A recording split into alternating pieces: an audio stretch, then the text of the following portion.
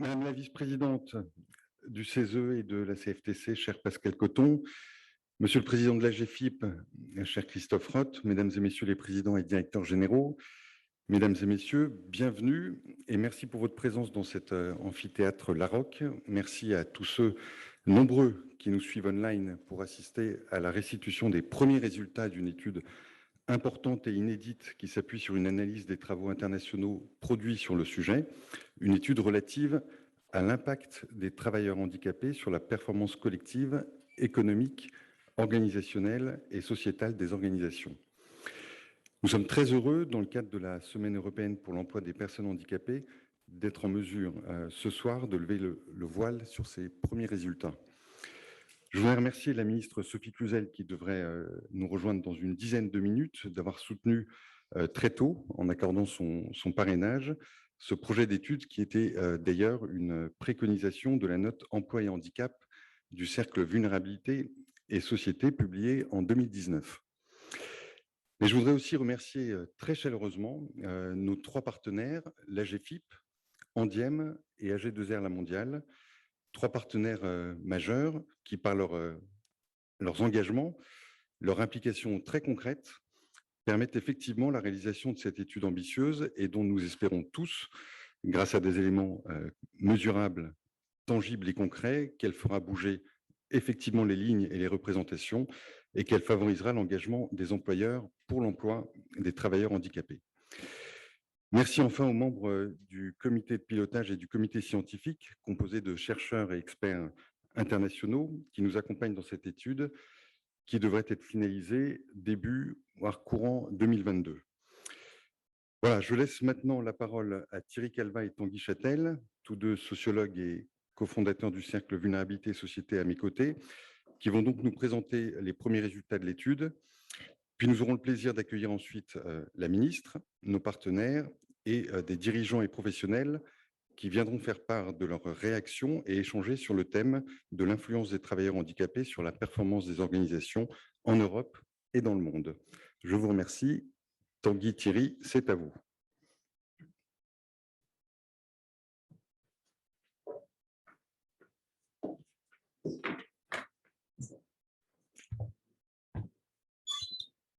Bien, bonjour à tous, bonjour à toutes. On a la responsabilité de vous présenter en quelques minutes un travail qui n'est pas encore complètement abouti. On profite évidemment de la possibilité de communiquer sur ce travail grâce à la semaine européenne, mais comme Édouard de Henzel vous l'a dit à l'instant, ces résultats définitifs seront disponibles, publiés à partir du mois de mars.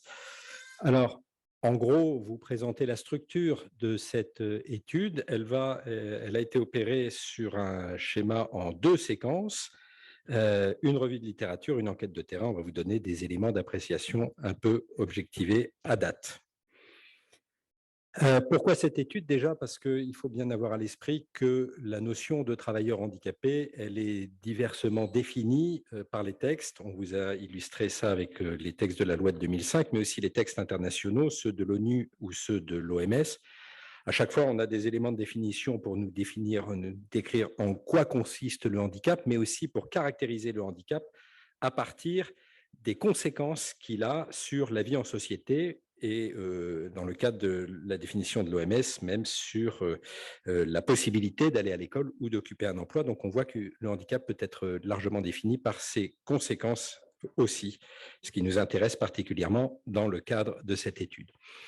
Pourquoi cette étude également? C'est parce que de plus en plus, le handicap, la perception du handicap est appelée à changer. On voit que historiquement, les politiques publiques ont d'abord porté sur la politique sociale, comment réserver des espaces pour les personnes en situation de handicap afin de favoriser leur inclusion. Et puis de plus en plus, l'accent a été mis sur le fait d'inclure dans des lieux, des milieux ordinaires. Et même de manière plus récente, le handicap a été inclus dans des questions de diversité, au risque d'ailleurs d'être un peu dilué, de perdre de sa spécificité, ce qui est un des sujets qu'on va aussi pouvoir regarder dans le cadre de cette étude. Et il y avait dans cette note que Édouard de Henzel a citée une proposition, faire évoluer une logique de coercition vers une dynamique d'incitation et de bénéfice à travers notamment la démonstration. C'est ça qui est important dans le cadre de ce travail. Comment est-ce qu'on est capable d'aller au-delà des impressions, des représentations, des vœux pieux parfois même, et aller vers une démonstration à travers la conduite d'une étude d'impact socio-économique qui n'existe pas à ce jour. L'objectif est triple. En mai 2020, France Stratégie a publié une première étude qui essayait de mesurer l'impact sur la performance économique et financière. Et l'enjeu de l'étude que nous menons à la suite de cette première étude de France Stratégie est d'étendre le périmètre pour ensuite aider à faire évoluer non seulement les environnements de travail, mais aussi les pratiques en matière de recrutement, en matière de management, et puis nourrir les politiques publiques en leur donnant des arguments et des leviers d'action un peu différents.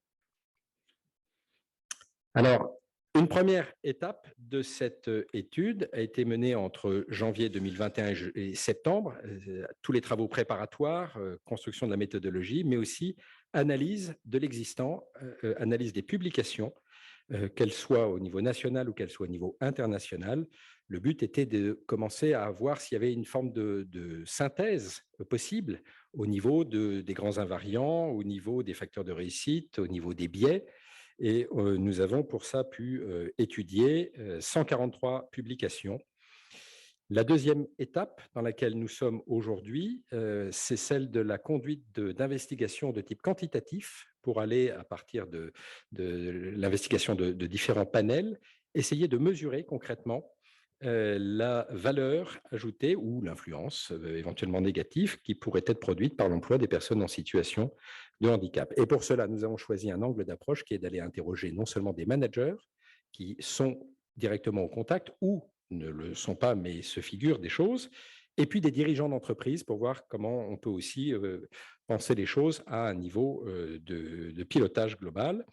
Et nous avons choisi de le faire sur 5 branches. Et donc, à ce jour, nous avons interrogé plus de 500 managers et dirigeants et déjà sur 5 branches. Et le travail se complète puisque l'objectif de mars 2022 est fixé et à partir du moment où on aura réalisé l'étape 2, on essaiera de voir comment ça s'articule avec les données de nature économique, chiffre d'affaires, résultats par exemple, des entreprises considérées. Alors, la revue de littérature, je vais vous présenter les éléments sur la revue de littérature et puis Thierry Calva ensuite vous présentera les éléments de l'enquête quantitative qui est en cours. Déjà, l'objectif, c'est de mesurer. Donc ça, c'est déjà une ambition forte en soi pour aller au-delà de ce que j'ai évoqué en termes d'impression. Et on va chercher à mesurer l'impact de l'emploi des personnes en situation de handicap sur le milieu ordinaire. On a exclu le milieu protégé ainsi que certains types d'entreprises comme les entreprises adaptées. Nous avons travaillé aussi bien sur la revue de littérature que dans l'enquête sur des données autant quantitatives que possible, sachant qu'il y a aussi des questions d'ordre qualitatif qui sont dans les questionnaires et qui feront l'objet de restitutions ultérieures, et notamment en couvrant le champ de la performance globale, c'est-à-dire performance financière, économique, mais aussi la performance organisationnelle et sociale, et si possible, la performance ou l'impact sociétal. Il y a hélas beaucoup de choses qui sont traitées de manière très diversifiée dans cette revue de littérature, assez peu de convergence autour de ces 3 notions de performance. Et je l'ai dit, la diversité généralement englobe beaucoup d'informations relatives au handicap et donc avec un risque de dilution important. On constate dans la littérature publiée un grand nombre de méthodes qui sont mobilisées alternativement, ce qui rend assez complexe le rapprochement de données, puisqu'elles diffèrent par leur méthodologie. On voit aussi que les publications portent sur globalement 4 grands champs. Le champ du recrutement des personnes en situation de handicap, le champ de leur inclusion à travers des politiques d'inclusion explicite, la perception par les collègues et le management au sein des organisations. Donc, les 143 études couvrent un champ et finalement, sur chacun de ces items, il y a assez peu d'études qui sont disponibles. On voit en plus qu'aucune étude n'est véritablement expérimentale, ne va aller interroger à travers des essais en double aveugle pour comparer des populations tantôt ou des groupes incluant des personnes en situation de handicap avec des groupes qui n'en incluraient pas. Donc, selon les méthodes rigoureuses de la recherche scientifique, travaillant en double aveugle, aucune étude n'a mobilisé ce type de méthodologie. Donc, il en déduit une certaine fragilité des conclusions qu'on peut en tirer, notamment quand on essaie de tirer des enseignements en termes de causalité. Et puis, on voit aussi qu'il y a beaucoup de littérature dite grise, c'est-à-dire une littérature qui a de la pertinence, mais qui n'a pas les critères scientifiques. Ça peut être des articles, ça peut être des sondages, des choses comme ça. Et donc, assez peu de littérature scientifique. Le champ reste donc à explorer, ce qui est un élément qui vient justifier aussi le travail qu'on a conduit. En gros, on a 5 approches qui sont corrélées à la performance des entreprises, que ce soit en matière de coût, en matière d'impact, que celui-ci soit déjà postulé comme étant négatif. Il y a des études qui vont chercher ça de manière spécifique, ou bien qu'on ait une approche plus générale de l'influence sans préjugés. Et puis, il y a aussi beaucoup de travaux qui portent sur l'étude de la diversité. Ça, c'est les études qui visent spécifiquement un impact sur la performance de l'entreprise. Vous avez aussi des études qui cherchent à comparer l'impact d'un travailleur en situation de handicap par rapport à un travailleur qui ne serait pas en situation de handicap. C'est un champ qui est plus rarement exploré. En tout cas, il est quasiment impossible d'articuler les deux et d'essayer d'en déduire une corrélation entre la performance individuelle et la performance collective. D'une manière générale, on se rend compte qu'il est difficile au niveau financier et économique, puisque c'est sous cet angle-là que la plupart des études essayent d'aborder d'abord la performance. Il est difficile de déterminer s'il y a un impact sur cette performance. Pourquoi? Parce que quand vous avez une petite masse de personnes en situation de handicap dans une grande masse de personnes qui ne le seraient pas, on parle là de gens qui sont plutôt déclarés, dont la situation est connue, eh bien, il y a un effet de dilution qui est évident. Donc, il faudrait vraiment qu'il soit exceptionnellement performant pour arriver à faire changer la performance globale du dispositif. En plus, il y a une certaine inconsistance des objets mesurés, nous disent nos experts du conseil scientifique, parce qu'il y a derrière une telle diversité des méthodologies et une telle dilution dans d'autres concepts comme celui de la diversité qu'on n'arrive pas à établir cette causalité. Deuxième chose, toutes les études soulignent une forme d'ambivalence entre ce qui serait souhaitable, moralement, utopiquement peut-être, et ce qui est pragmatiquement, objectivement envisageable. Donc il y a une espèce de paradoxe qui est permanent dans quasiment toutes les études qu'on observe. Et puis, il y a aussi une intention louable qui est de dire que ça serait sans doute opportun d'embaucher des personnes handicapées, mais dans les faits, ça ne se suit pas aussi aisément. Alors, quelques résultats au niveau économique et financier, des retentissements négatifs ou nuls dans quelques études. Mais on constate, puisqu'on a fait ce travail au niveau international, que ça suppose derrière d'aller regarder aussi les réglementations qui peuvent être extrêmement diverses d'un pays à l'autre. De la même manière, on touche à des panels d'entreprises qui peuvent être extrêmement diversifiés. D'autres études abondantes soulignent les gains identifiés pour le collectif, soit en termes d'économie, ne pas payer d'amende ou diminuer des coûts, soit des gains plus significatifs sur est-ce que ça a une importance sur le revenu global ou le revenu net de l'entreprise, par exemple. Là, on constate que ces études qui pointent des bénéfices assez significatifs sont menées sur des entreprises qui ont déjà des politiques en faveur du handicap. Donc, le panel ne permet pas une comparaison avec des entreprises qui ne les auraient pas. Et puis, on a aussi des avancées ou des gens qui avancent qu'il y a des bénéfices significatifs en matière d'innovation, de productivité, de part de marché. Quand je dis des gens, je dis des études qui avancent ça. Alors, la question des surcoûts est assez souvent mise en avant. Et elle contribue à une perception assez restreinte, assez parfois négative, mais la littérature souligne que ces surcoûts sont très vraisemblablement surestimés a priori. Il y a une espèce de prime à la crainte autour de la question du surcoût. En revanche, il y a d'autres impacts économiques qui sont avancés, par exemple le fait qu'il peut y avoir un avantage concurrentiel. Alors d'abord par rapport aux clients, mais aussi par rapport aux fournisseurs, l'ensemble de l'écosystème peut se reconnaître davantage dans une entreprise qui aurait une politique explicite en faveur du handicap. Et donc, ça entraîne des écosystèmes derrière. Jetons un coup d'œil sur ce que les études nous disent de la performance organisationnelle et sociétale. On a vu pour l'instant essentiellement les volets économiques et financiers. Eh bien, la performance organisationnelle et sociétale s'apprécie toujours par rapport à un contexte d'une entreprise en particulier ou d'un milieu en particulier. Et donc, il est difficile, vu le nombre modeste, important pour nous quand on a dû l'étudier, mais en soi modeste de 143 études, d'extrapoler d'un milieu, d'un environnement par rapport à un autre environnement. Donc, les résultats doivent toujours être évalués par rapport à leur contexte. Des représentations qui persistent sur le fait que recruter une personne en situation de handicap pourrait constituer un frein parce qu'il y a des représentations autour du fait que les rythmes ne sont pas adaptés, que la productivité serait moindre et tout. Ça, c'est pour la performance organisationnelle, plutôt des éléments qui tendraient à diminuer un peu l'impact, mais beaucoup d'études assez convergentes qui identifient des thématiques d'avantages, d'impact positif, meilleur taux de rétention. On parle bien d'études internationales, donc là on n'est pas simplement sur quelque chose de national, il y a une forme de convergence autour de ça. Ponctualité, capacité accrue à résoudre des problèmes, fierté, climat émotionnel. Je les passe vite parce que le temps nous est compté, mais il y a véritablement des champs qui sont mis en avant comme étant des éléments. Là, il m'en manque une. D'ailleurs, elle n'a pas été reproduite sur la diapo. C'est la 9e, c'est le dialogue.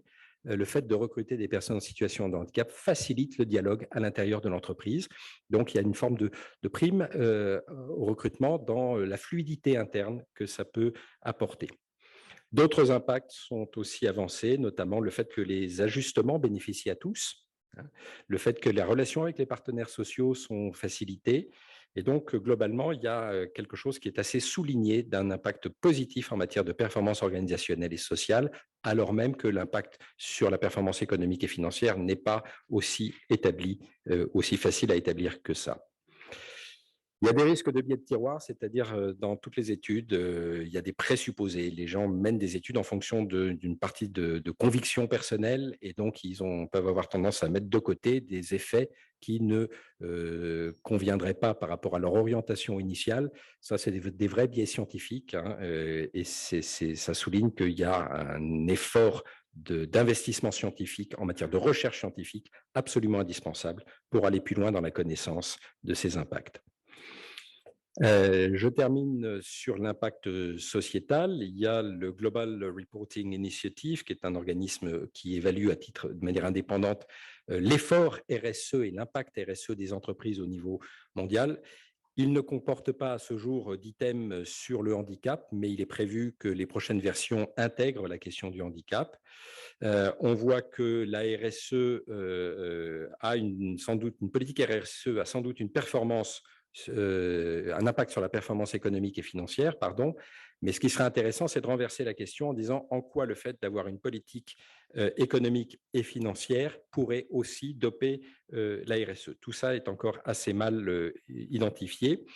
Et on voit que sur le plan sociétal, le handicap reste encore une source d'exclusion et de discrimination et la plupart du temps une charge pour la société. Ça veut dire en fait que l'impact d'une politique de recrutement des personnes handicapées ne se mesure pas aisément, parce que méthodologiquement, c'est excessivement complexe en termes de bénéfices sociétal collectifs au niveau d'un État ou d'un groupe élargi.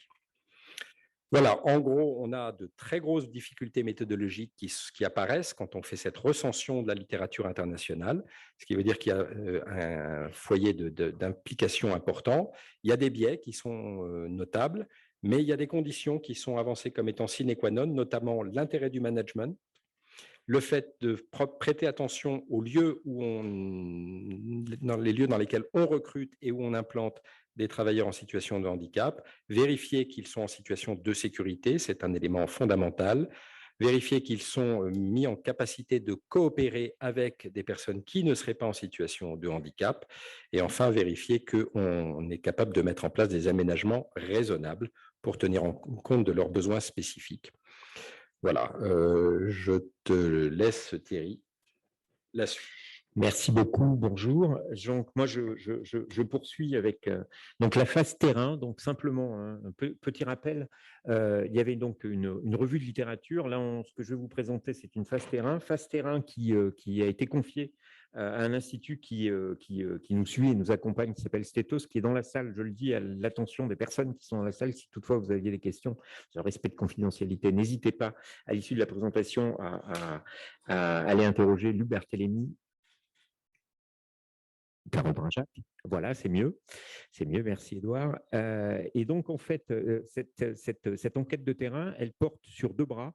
On a une population de référence qui est les résultats que je vais vous présenter là, ce qu'on appelle le groupe témoin, qui est en fait un panel représentatif d'entreprises et de l'ensemble des entreprises,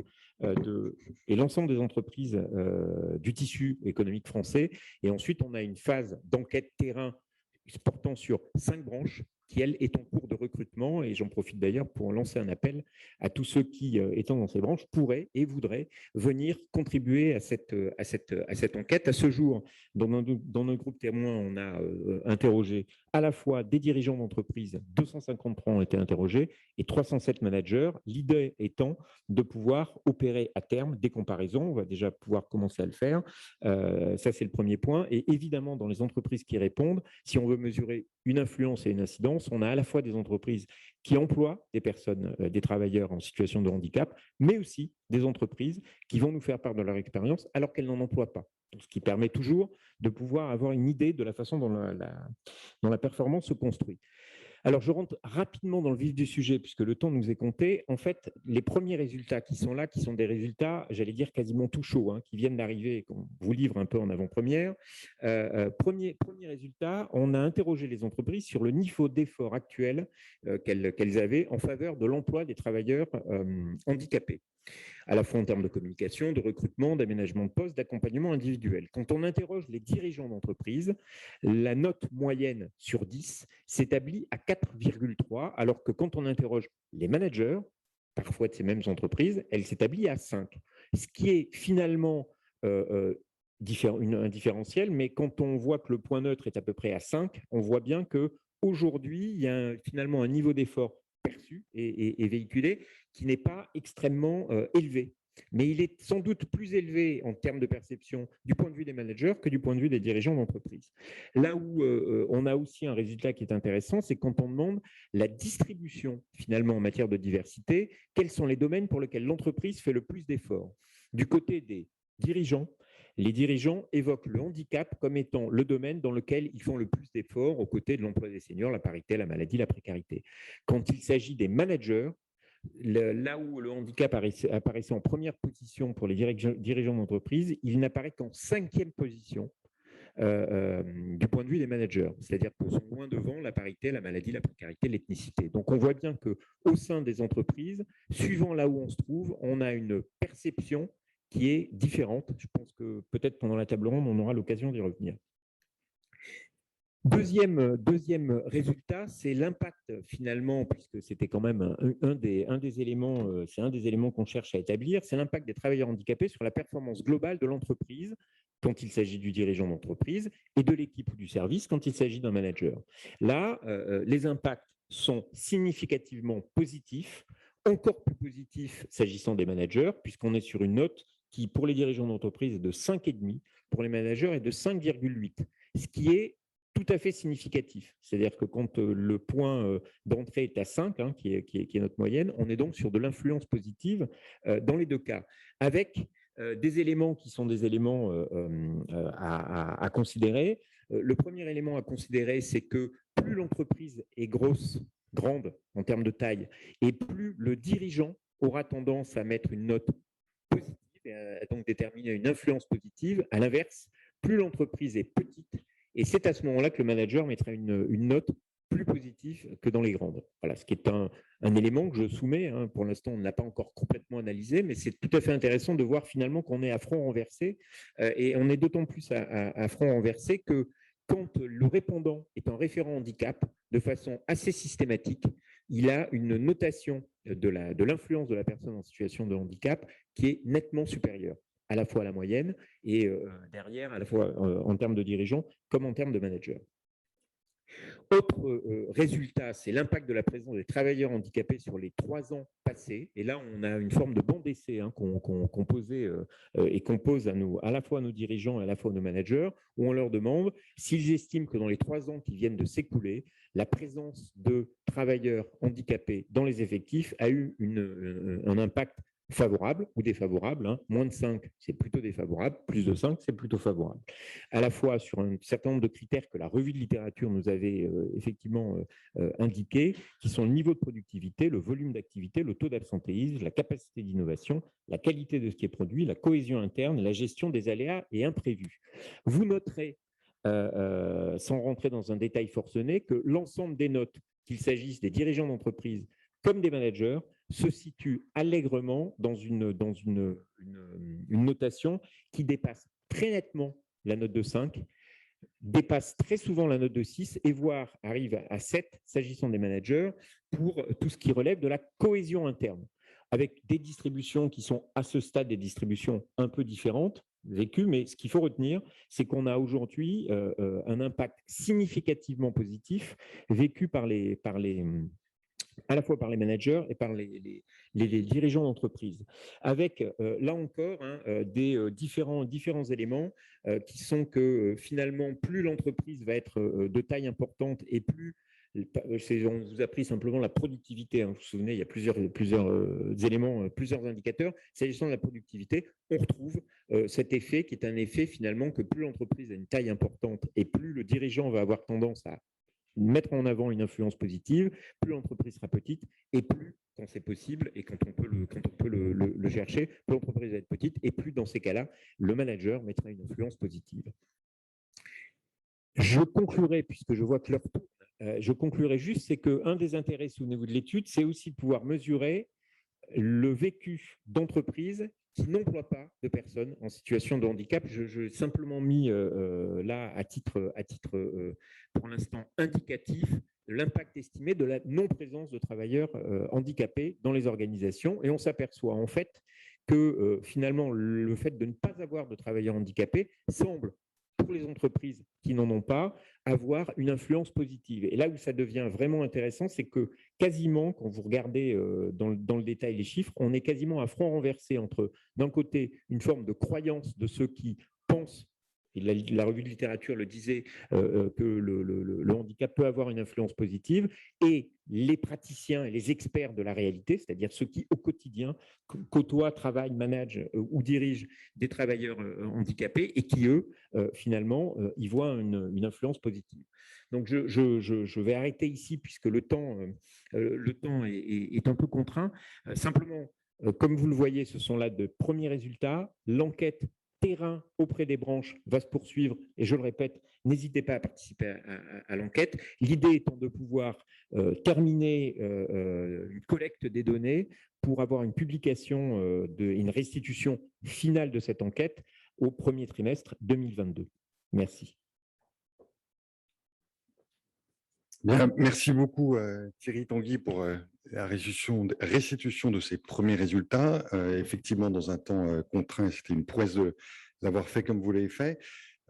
Pour réagir et échanger maintenant autour de ces premiers résultats, nous avons le plaisir d'accueillir Madame la ministre Sophie Cluzel, que j'invite à venir nous rejoindre sur scène, ainsi que Madame Pascale Coton, vice-présidente du CESE et de la CFTC, Monsieur Philippe Bouchard, responsable innovation sociale du groupe Randstad, Monsieur Tristan Hauck, directeur des partenariats des activités sociales pour le groupe AG2R La Mondiale, et Monsieur Romain Lesquer, vice-président de Andiem, l'association Andiem, qui est également directeur des ressources humaines chez Bristol Myers Squibb et Celgene France, et Monsieur Christophe Roth, président de l'AGFIP. Voilà, Thierry, je te laisse reprendre la main. Merci beaucoup. Donc, on va essayer de poursuivre ce rythme qui, j'espère, est tout à fait agréable à regarder. Donc, juste par rapport à cette première restitution, évidemment, forcément parcellaire, l'idée est de pouvoir aussi vous questionner en tant que, à la fois, initiateur pour certains, expert pour d'autres, et derrière, évidemment, décideur ultime, qui est d'ailleurs un décideur ultime à côté de moi, un peu avoir un premier retour sur cette question. Je voudrais peut-être commencer, puisque aussi l'idée c'est de pouvoir aussi les remercier, je voudrais peut-être commencer par les personnes qui ont fait confiance et qui se sont dit finalement en tant que partenaires, c'était tout à fait intéressant de pouvoir s'associer dans le cadre de cette étude, et donc derrière de pouvoir voir quelles étaient d'une part les motivations qui étaient à la fois celle du secrétariat d'État, celle qui était aussi de la GFIP, qui était celle d'Andiem et d'AG2R La Mondiale, l'activité sociale d'AG2R La Mondiale. Donc peut-être d'avoir un premier retour sur qu'est-ce qui finalement vous a motivé et incité à participer, et derrière, qu'est-ce qui, dans les résultats qui sont présentés là, mais évidemment de façon partielle, vous interroge, vous étonne, vous finalement vous conforte. Donc peut-être, Madame la Ministre. Bonjour à toutes et à tous. Écoutez, ravi, désolé pour mon retard, mais là, c'est le marathon de la Semaine européenne de l'emploi des personnes handicapées, donc énormément de tables rondes. Vous dire que bien, je suis ravie d'avoir cette étude, la restitution de cette étude, qui était quelque chose de très important. Nous avions largement discuté avec l'ensemble du cercle des vulnérabilités, et je remercie vraiment le fait d'être allé jusqu'au bout. Alors, je sais que ce n'est pas fini, hein, vous avez encore cette enquête. Moi, je suis une éternelle optimiste, donc les 9 critères que vous avez retenus sur l'impact et la performance organisationnelle et sociale, pour moi, elles sont très importantes.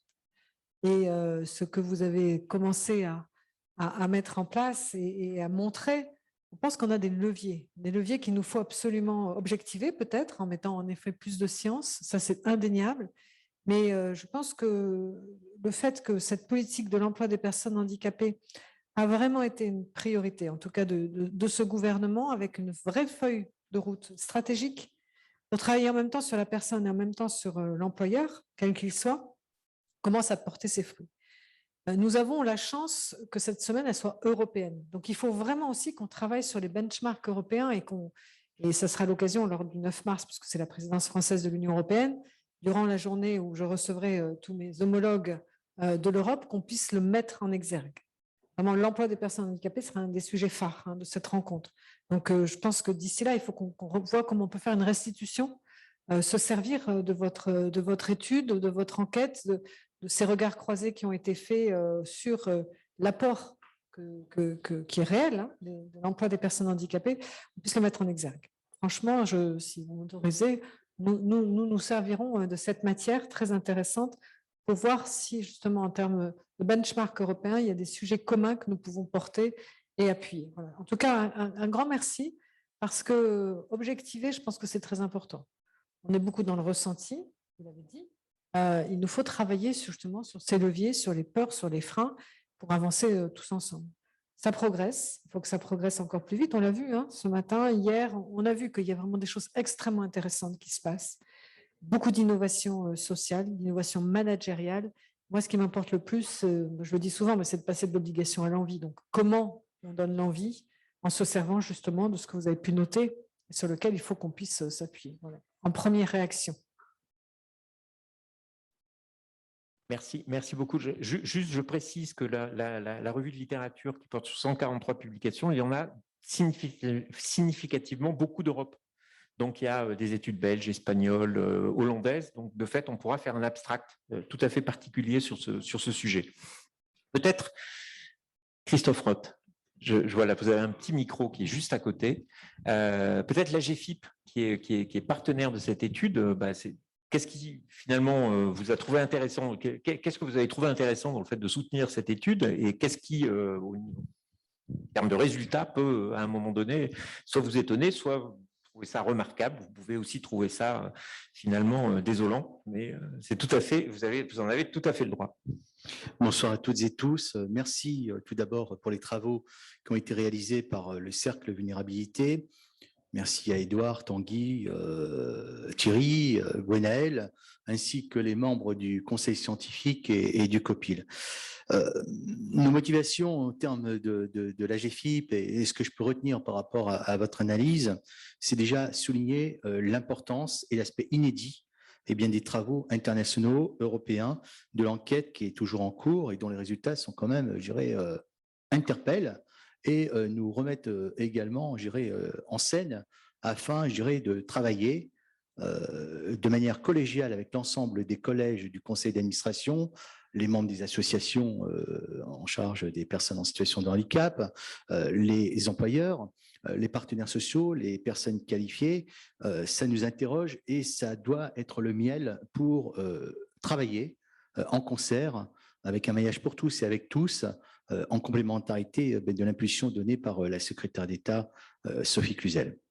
Alors, c'est amplifier nos actions auprès des entreprises, développer l'engagement des employeurs pour davantage d'inclusion professionnelle des personnes en situation de handicap, mettre les compétences et le potentiel de chacun au cœur de notre action commune qui ne peut pas se faire en silo et qui ne peut pas se faire seule.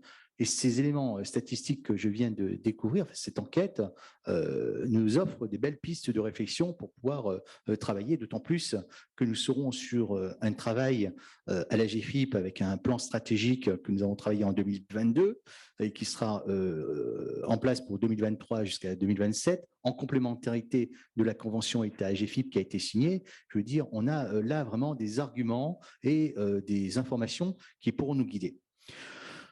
Au niveau de la GFIP, nous sommes très actifs sur ce registre, notamment avec un réseau de référents handicap et un appui conséquent apporté aux acteurs économiques et sociaux.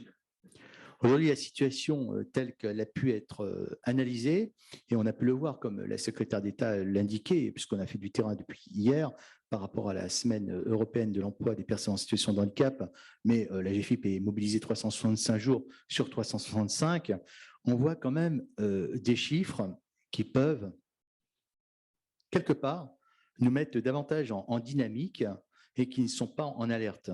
483 000 personnes en situation de handicap, dont 8,3%, 483 000 personnes au chômage, dont 8,3% de personnes en situation de handicap.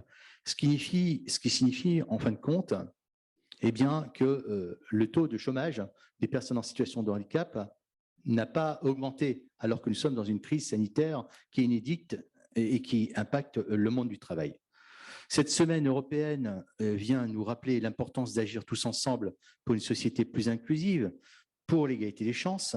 Le FIP, les Cap Emploi, les MDPH, l'ensemble des services de l'État, et puis tout ce qui concerne les services de santé au travail. Et donc, comme je l'indiquais, je suis pour un maillage pour tous et avec tous. Les leviers, c'est très simple. Pour convaincre, c'est sortir de la représentation du handicap. Sur ce sujet, l'État vient de faire une nouvelle communication sur les préjugés qu'on peut avoir sur les types de handicap. En complémentarité, la GFIP communique de manière très régulière, notamment sur les ondes, les radios, au niveau de la télévision, avec des spots qui ont été faits. Et c'est surtout, je dirais, arroser, et semer les bonnes pratiques et faire ressortir les choses concrètes que les entreprises mettent en place au quotidien. C'est aussi faire sortir la stigmatisation. Une personne en situation de handicap est une personne citoyenne, est une personne qui a des potentiels, qui a des compétences et qui a le droit à un déroulement de carrière sans discrimination, qui a le droit à une mutation, qui a en fin de compte la liberté d'évoluer en fonction, je dirais, de son potentiel et ce qu'elle apporte comme performance économique à l'entreprise et dans la fonction publique. En tous les cas, pour être bref, parce que vous m'avez indiqué que le temps était contraint, mais je pourrais disserter des heures, ce que je peux dire, ce n'est pas un slogan au niveau de la GFIP, c'est ensemble, soyons tous activateurs de progrès. Merci beaucoup. Alors, on poursuit peut-être avec Ondiem. Alors, ce soir, vous avez une forme de double casquette, mais en même temps, ça tombe bien puisque ma voisine de gauche a aussi une double casquette, donc il n'y a pas de problème par rapport à ça, puisque vous êtes vice-président d'Ondiem, Romain Lescure, et par ailleurs, vous êtes DRH de BMS Elgin. Donc, peut-être Dans un premier temps, au titre d'Andiem, ce qui est intéressant, c'est qu'est-ce qui, à un moment donné, peut motiver l'association Andiem, hein, qui est les entreprises du médicament, le handicap dans les entreprises du médicament, à soutenir une telle étude.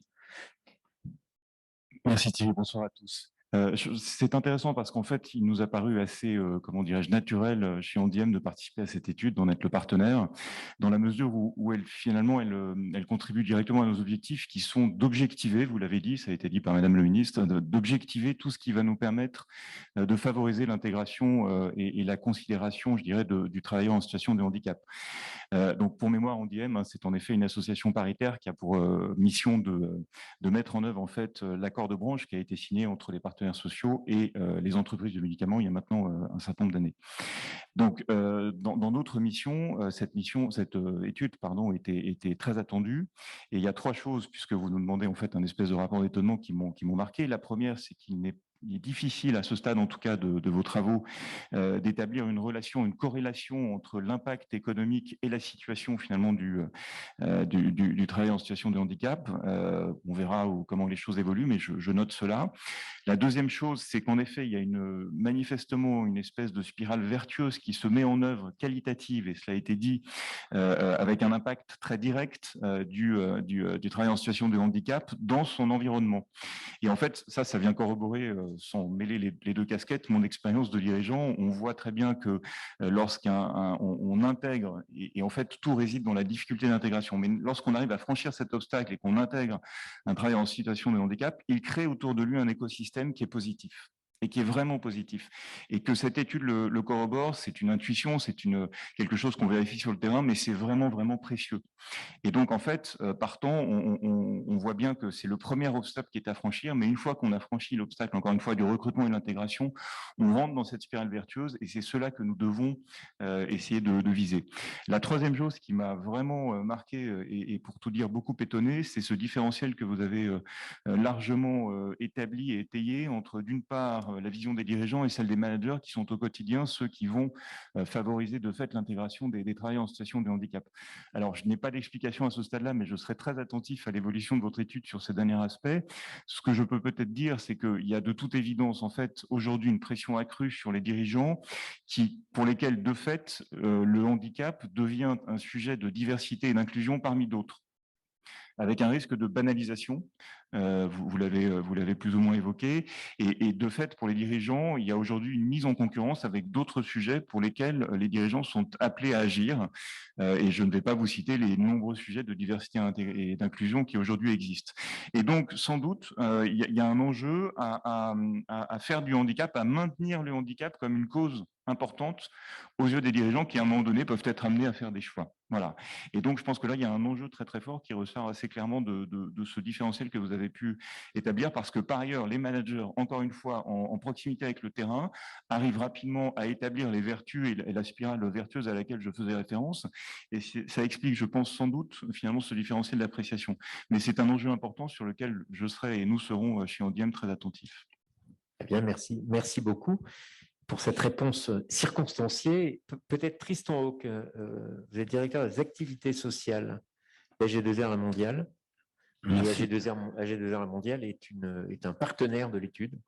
Partenaire du Cercle depuis sa création et partenaire de l'étude. Donc, les activités sociales d'AG2R La Mondiale, elles sont doublement concernées par le handicap parce qu'elles reposent à la fois sur nos engagements en prévoyance et en retraite complémentaire. Et c'est d'ailleurs le seul champ qui soit commun aux deux.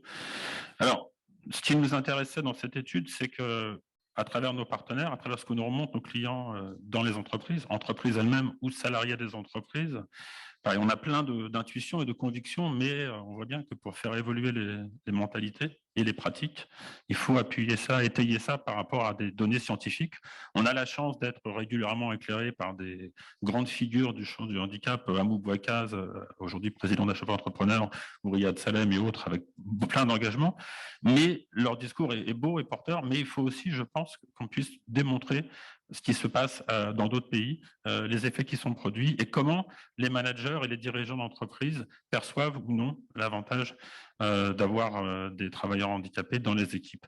Par contre, je suis toujours exigeant, enfin nous sommes toujours exigeants aussi par rapport au cercle, c'est-à-dire que on a bien compris le premier niveau là, qui a été fait d'analyse avec les dirigeants et les managers, mais quid aussi des perceptions des collaborateurs entre eux, parce que la manière dont effectivement une équipe va travailler et sa performance sociale, ça repose certes sur une culture d'entreprise incarnée et portée par ses responsables, mais c'est aussi nos quotidiens. Voilà. Et je pense que ça serait un domaine à vraiment travailler. Et puis, un sujet qui peut peut-être paraître décalé, mais nous avons le sentiment que à travers cette performance sociale démontrée grâce à la diversité, alors certes spécifique là au champ du handicap, mais on a évoqué aussi avec le cercle, on travaille beaucoup sur tout ce qui est management des fragilités et vulnérabilités au travail au sens large. Ça devrait normalement aussi vraiment intéresser les publics jeunes pour s'engager dans l'entreprise parce que forcément, ils ont une conscience RSE qui est, je ne sais pas si elle est plus forte que la nôtre, ce n'est pas la question, mais en tout cas, ils l'expriment plus haut et fort. Et donc, à travers ces évolutions du fonctionnement d'équipe et ces évolutions culturelles, normalement, je pense qu'ils se reconnaîtront mieux dans les univers professionnels à venir. Très bien, merci. Merci du niveau d'exigence. Non, mais c'est vrai qu'il y a de toute façon, ce qui était pointé, c'est l'effet d'entraînement, en fait. C'est ce que dit la revue de littérature et ce que disent les premiers résultats, c'est qu'il y a une forme d'effet d'entraînement, de cercle vertueux, qui évidemment, au bout du bout, les collaborateurs sont forcément impliqués dans cet effet d'entraînement, qu'on retrouve d'ailleurs dans pas mal d'études. Peut-être, là, si on quitte pour le coup le pur cercle des initiateurs, moi, je voudrais me tourner à la fois vers Philippe Bouchard et vers Pascal Coton. Vous exercez finalement des activités qui sont des activités très, très proches parce que d'entreprise. D'un côté, Pascal Coton, vous êtes vice-présidente de la CFTC. Philippe Bouchard, vous êtes chez Randstad, vous avez un titre qui m'échappe sur l'instant, mais qui est sur l'innovation sociale. Vous évoquez, là, vous apportez, là, vous travaillez sur l'innovation sociale et le handicap. Et donc, j'aimerais bien vous entendre, et l'un et l'autre, peut-être sur qu'est-ce qui, aujourd'hui, dans les résultats, hein, peut-être aussi en complément de ce qui a été dit et déjà amené, on va peut-être commencer par Philippe Bouchard. Ouais. Qu'est-ce qui, finalement, dans les premiers résultats qui sont là, peut, à un moment donné, soit vous étonner, soit vous renforcer au contraire dans votre pratique? C'est plutôt le constat d'un renforcement. Ce que l'étude a apporté, ce que j'attends d'ailleurs en complément, ce qui a été évoqué aussi, c'est vraiment un renforcement de ce que l'on constate opérationnellement sur le terrain quand on accompagne des demandeurs d'emploi en situation de handicap ou des entreprises. C'est-à-dire une disparité qu'on peut avoir entre la vision d'un dirigeant parfois, qui est plutôt vertueuse, et puis un collectif de travail qui a été évoqué, ou des managers qui soit sont porteurs et sont moteurs, soit au contraire peuvent être des freins, ou même carrément mettre des stops à des intégrations. Et d'où j'aimerais vraiment, j'attends de l'enquête qu'elle continue de travailler sur ce sujet-là, pour voir qu'est-ce qui fait justement qu'on a des visions fantasmées ou pas du handicap, qui font qu'on devient un moteur ou au contraire un frein. Et c'est ce que l'on vit au quotidien. Et j'attends, ouais, c'est vraiment ce que j'attends de la suite de l'enquête. Donc l'idée de mesurer l'influence vous paraît un des éléments. Absolument. Ouais. Et puis la strate managériale est centrale dans l'intégration et voir vraiment comment on peut travailler auprès de la strate managériale. Il y a une donnée qui m'a pas forcément étonné tout à l'heure, c'est la différence qu'il y a quand un dirigeant met le handicap en première position et le management le met en cinquième. On peut peut-être avoir un élément de réponse, c'est que le dirigeant, c'est un sujet dont il s'est saisi, dans le cadre de la diversité, ce que vous avez évoqué. Le manager, à la limite, lui, il va peut-être s'en saisir au moment où ça lui arrive. Donc peut-être qu'à ce moment-là, il est intéressé. D'où encore un frein potentiel ou au contraire, une action vertueuse potentielle. Une forme de proximité au sujet, en fait. Tout à fait. On y est proche. Ce qu'on retrouvait d'ailleurs, ce que Romain évoquait, c'est-à-dire qu'il y a une proximité au sujet qui fait que quand on est confronté finalement à la situation, on est sans doute... Ce que l'on rencontre aussi avec les dirigeants d'entreprise ou managers, qui sont parfois des éléments moteurs d'intégration quand eux-mêmes sont touchés de près ou de loin par une situation de handicap. Très bien, merci. Merci beaucoup. Pascal Coton, donc là, c'est à la vice-présidente de la CFTC que je m'adresse. Merci, partenaire social. Et ensuite, nous évoquerons plutôt le CESE, mais je ne sais pas, en tant que partenaire social, comment vous réagissez par rapport à une étude comme celle-là? Moi, je trouve que cette étude est très intéressante parce que pour une fois, on ne parle pas de sanctions. On ne prend pas le côté du handicap par des responsables d'entreprise, des managers. Vous êtes des vilains parce que vous n'intégrez pas les personnes en situation de handicap. Pouvoir démontrer que plus on est haut dans l'entreprise et moins on a un regard sur le handicap, plus on se rapproche, ça veut dire qu'il y a quelque chose à faire. C'est-à-dire qu'on doit apprendre peut-être aux responsables de l'entreprise de mieux connaître son entreprise. Appréhender le problème des personnes en situation de handicap comme des êtres humains, non pas comme des chiffres, je trouve que c'est la meilleure des solutions. Démontrer que cette personne en situation de handicap, oui, j'ai résolu mon problème en tant que chef d'entreprise, je lui ai donné du travail, mais attention, derrière, ça ne suffit pas. Il faut que le poste du travail lui convienne, il faut qu'il puisse s'épanouir dans son travail, il faut qu'il puisse vivre dignement de son salaire, il faut que son environnement de ses collègues de travail lui convienne également.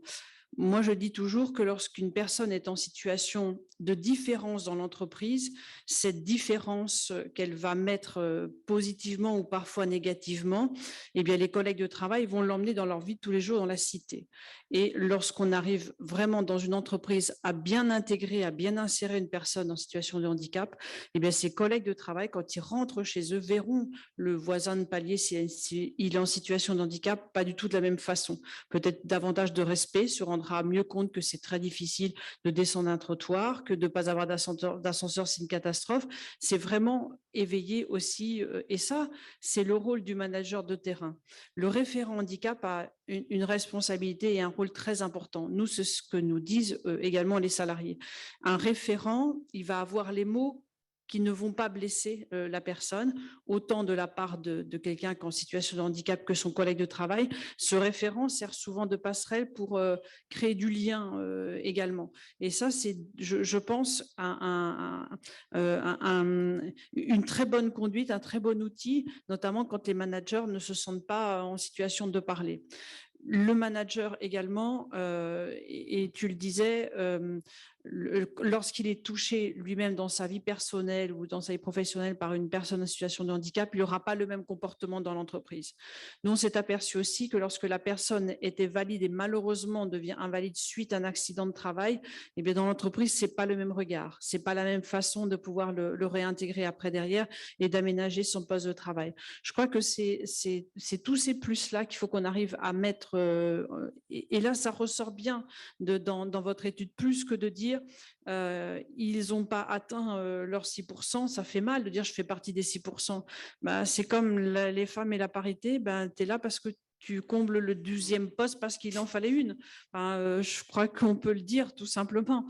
Donc, je pense que la personne en situation de handicap nous dit aussi, nous, on a une difficulté de faire partie de ce chiffre-là. On veut vraiment faire partie de l'entreprise, ce qui est le rôle du responsable d'entreprise, du manager, du chef d'équipe. À tous les étages, ils ont une responsabilité, comme tout salarié a une responsabilité. Et votre étude le montre bien. J'espère qu'on va continuer de le montrer comme ça, plutôt que de mettre au pilori des entreprises qui ne jouent pas le jeu. Donc, une forme de démonstration par l'exemple et derrière, à la fois par l'exemple et à la fois objectivé. Alors maintenant, c'est plutôt le CESE, dont vous êtes aussi vice-présidente. Est-ce qu'il y a une approche particulière de cette question au plan du Conseil économique? Alors, il y a eu des avis qui ont été faits sur l'insertion des personnes en situation de handicap. Nous avons également travaillé sur les maladies chroniques. Une maladie chronique, c'est aussi une personne en situation de handicap dans l'entreprise et c'est pas toujours vu comme une personne qui a un handicap. Hein, c'est quelqu'un qui est sous le mot entre guillemets malade, mais ça va pas. Or qu'il y a besoin d'aménager son poste de travail, son organisation de travail, ses horaires, etc. Donc on a fait un avis avec des préconisations. Je sais que ces préconisations se remontaient dans le ministère qui était concerné pour pouvoir améliorer les choses.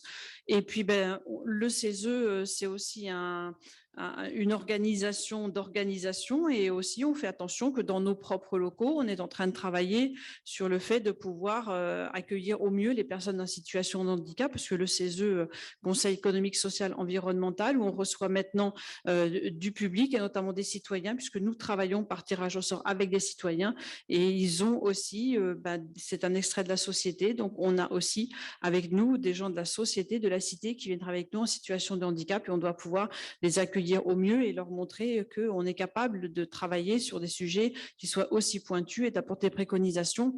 Après, à charge au gouvernement, lorsqu'on fait des préconisations, de bien vouloir les prendre et de faire en sorte que ces personnes-là se sentent vraiment intégrées dans la cité.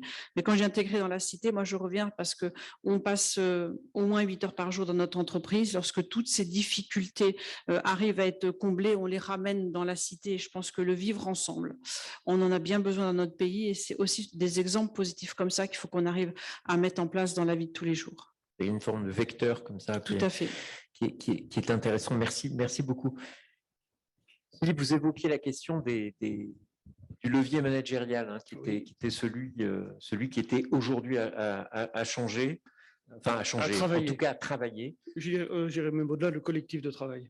C'est ça, c'est vraiment la question du collectif de travail et en quoi une étude telle que celle-là peut, à votre avis, contribuer. Et puis, je poserai la même question à Romain, puisqu'en tant que DRH, je pense que vous êtes soumis finalement un peu au même type de... Elle va contribuer dans le sens où elle va objectiver les choses. Elle va peut-être arrêter les visions fantasmées qu'on peut avoir du handicap d'une manière positive ou négative aussi. C'est sur ces points-là que je pense qu'elle va être vraiment avoir un impact très positif sur l'emploi des personnes en situation de handicap au sein des entreprises. Très bien, merci. Peut-être... Je suis d'accord avec Philippe. Je pense qu'il y a un enjeu en fait qui est absolument clé, encore une fois, qui est celui de la normalisation. Il faut que le sujet, et c'est un vœu pieux à ce stade, mais il faut que le sujet devienne un non-sujet. Vraiment, c'est-à-dire qu'on soit dans une normalisation de l'intégration du travail en situation de handicap. Ce que je vois peut-être dans l'étude, et ce sera intéressant de voir lorsqu'elle sera définitivement aboutie, c'est qu'il y a un enjeu peut-être à sortir en effet des préjugés, mais au-delà de ça, peut-être des approches un peu statutaires. C'est-à-dire que, en fait, peut-être que les préjugés qui ont pu être détaillés, notamment les préventions en tout cas de certains acteurs en entreprise, ont trait au fait qu'on parle d'un statut. Si on étend, si on s'en niait la spécificité du travail en situation de handicap, si on considère aussi, et vous y avez fait référence, d'autres typologies de situations qui sont celles des maladies chroniques, mais également des aidants, des personnes qui sont en situation de devoir aider des personnes en difficulté dans leur entourage. On normalise le sujet et je pense que c'est pour les managers important d'avoir cette approche en fait qui est une approche opérationnelle de normalisation vraiment pour combattre ces préjugés. Et je pense que l'étude va y contribuer beaucoup. C'est-à-dire, l'idée, c'est que c'est aussi une forme de cheval de Troie, peut-être dans le. Absolument. C'est ça. Absolument, c'est ça. Et on peut imaginer que, en fait, l'étude partagée dans les entreprises fasse réagir, soit un vecteur, en fait, et peut-être le miroir des préventions que chacun peut avoir, dirigeant, manager ou collaborateur. Et comme l'enjeu, c'est de les dépasser, encore une fois, dans cet objectif de normalisation, je pense qu'elle aura cette vertu-là et qu'elle suscitera le débat. Si on arrive à sortir d'une logique statutaire pour rentrer dans une logique pragmatique, opérationnelle et en lien finalement avec la diversité des situations, et on voit bien qu'on n'est pas en situation de pouvoir réduire justement le handicap aux seuls travailleurs en situation de handicap, mais on peut l'étendre sur des typologies nouvelles, eh bien je pense qu'on participe à cette normalisation que l'on doit appeler de nos voeux. D'accord, très bien. Ce qui rejoint, juste, et peut-être Madame la Ministre, je vous laisserai réagir peut-être par rapport à ça, mais ce qui rejoint les travaux qui étaient des travaux initiaux, qui ont réuni certains d'entre nous, où on avait évoqué cette question qui était de dire que les travailleurs en situation de handicap étaient des travailleurs à besoins spécifiques. Mais que cette famille-là, qui était des besoins spécifiques, et qu'on a ensuite travaillé dans un deuxième temps sur le fait qu'on avait des besoins, des ressources spécifiques, c'est-à-dire que cette étude, elle permet d'éclairer finalement ces deux aspects, était sans doute intéressant et qui pouvait constituer une forme d'ambassadeur, je ne sais pas si le terme est bon, mais en tout cas d'ambassadeur de nos entreprises. C'est exactement ça, un cheval de Troie, je pense qu'on peut aller sur cette expression. Vous êtes Madame la Ministre. Donc voilà, très bien. Alors, c'est très intéressant ce que vous dites. C'est un peu ce qu'on nous dit quand on parle du droit à l'indifférence. C'est en même temps faire valoir ses spécificités, ses besoins spécifiques, mais en même temps normaliser le regard. C'est tout l'enjeu de la campagne nationale qu'on a portée, voir la personne avant le handicap. Et de dire que votre voisin, c'est peut-être justement un voisin en situation de handicap, mais avant tout, c'est un voisin, c'est un collègue de travail. Donc ça, c'est très important, c'est porter ce message. Le deuxième message, et vous l'avez dit très bien, les entreprises ne valorisent pas encore leur politique handicap à travers la RSE ou les index extra-financiers. C'est bien tout l'enjeu du baromètre que l'on veut mettre en place, hein, cet index sur la base du volontariat, sur les 6 indicateurs, travailler avec les entreprises du Manifeste Inclusion et d'autres entreprises pour montrer la dynamique RH inclusive. Pourquoi? Vous l'avez très bien dit, les jeunes qui viennent frapper à la porte d'une entreprise, les jeunes en situation de handicap, si on veut pouvoir travailler sur cette déclaration des besoins spécifiques, il faut qu'ils soient à l'aise dans le discours qu'ils vont porter parce qu'ils sauront que l'entreprise est dans cette dimension d'une dynamique RH inclusive. C'est bien ça l'enjeu de l'index. Donc, c'est le travailler sur le volontariat. Comme on l'a fait sur l'index femmes-hommes, et là, je sais que c'était obligatoire avec des pénalités, mais les pénalités, excusez-moi, elles existent déjà hein, sur l'obligation d'emploi. Donc, ce n'est pas le but de la pénalité ni de la contrainte. C'est le but de dire justement, communiquer sur ce que vous avez mis en place.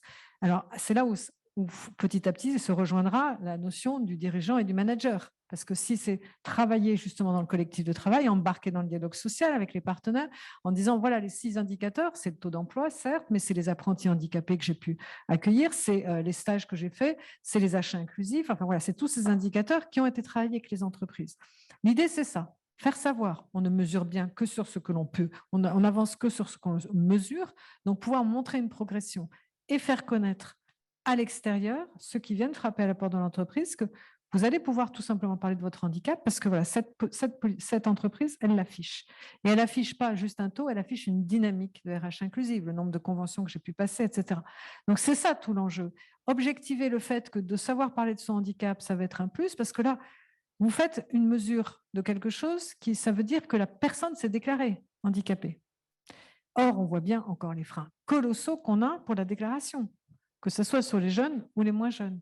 Donc, comment on fait du fait de dire qu'on normalise cette situation parce qu'elle est multiple dans l'entreprise, les besoins spécifiques, je pense que c'est vraiment là-dessus qu'il faut qu'on aille. Hein. C'est ce que je challenge vraiment les jeunes.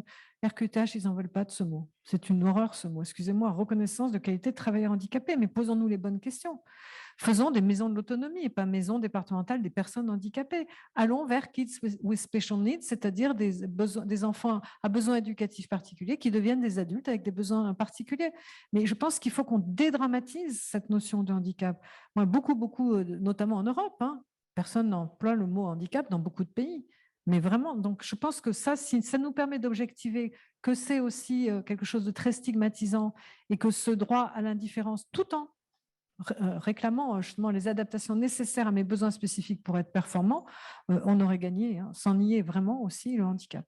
Donc, moi, j'attends beaucoup de cette étude, qu'elle nous permette d'objectiver la sémantique. Il va falloir travailler sur la sémantique, voir comment elle est aussi...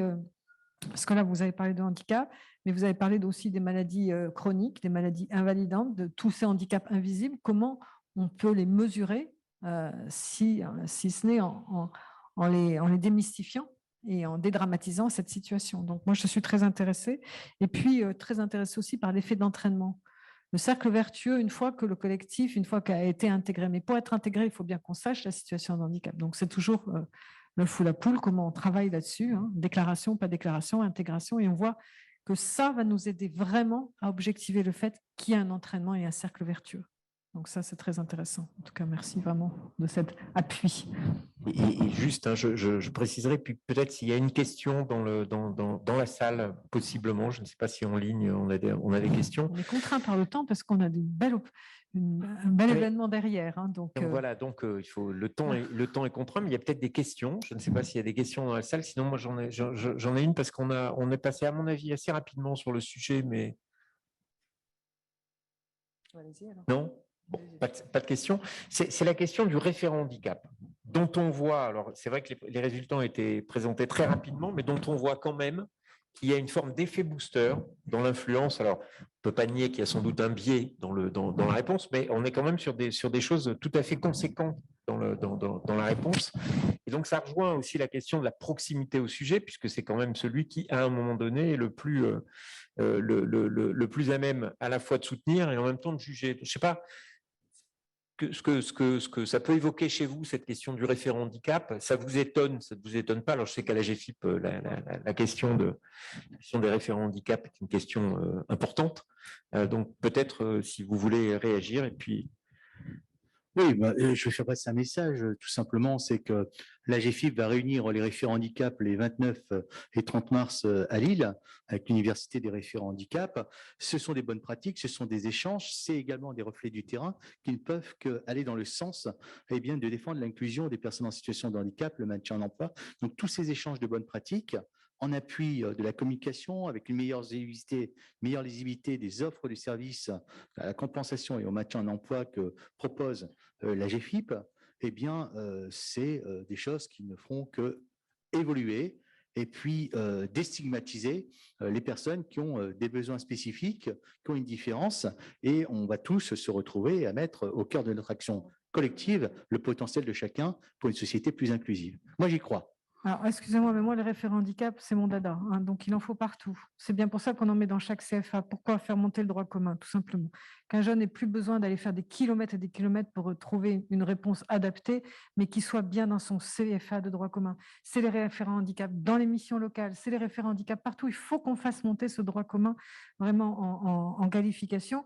Et ce matin, nous avons signé avec Septodon donc une vraie convention pour travailler sur les ETI et avec le métier pour engager vraiment dans cette politique-là.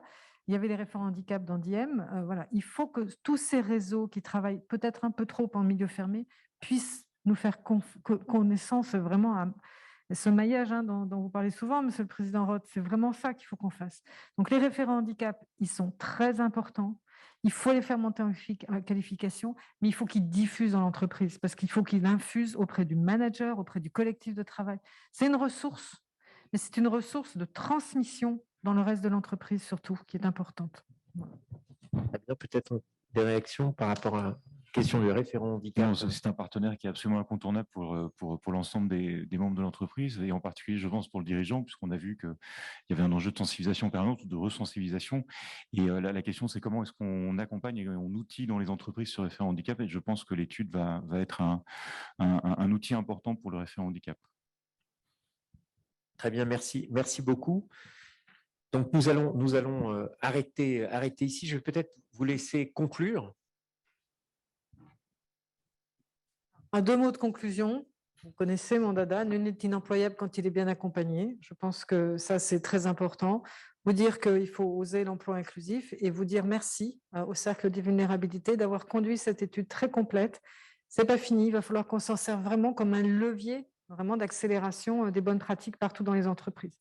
Donner envie, travailler ensemble, voilà, ce sont les maîtres mots de cette coopération indispensable pour la réussite, mais ça avance et il faut dire que ça avance parce que sinon on va décourager tout le monde et je pense qu'au contraire, les chiffres et la dynamique est là, on a un partenariat remarquable partout sur les terrains, il faut qu'on travaille au plus près des bassins d'emploi pour qu'ils se connaissent, c'est tout l'enjeu de la simplification et de la lisibilité de cette politique qui est maintenant une politique de droit commun avec l'appui des experts. Voilà, en tout cas un grand merci à Édouard vraiment d'avoir vraiment fait ce débriefing si important et on continue. Bien, merci beaucoup, Madame la Ministre.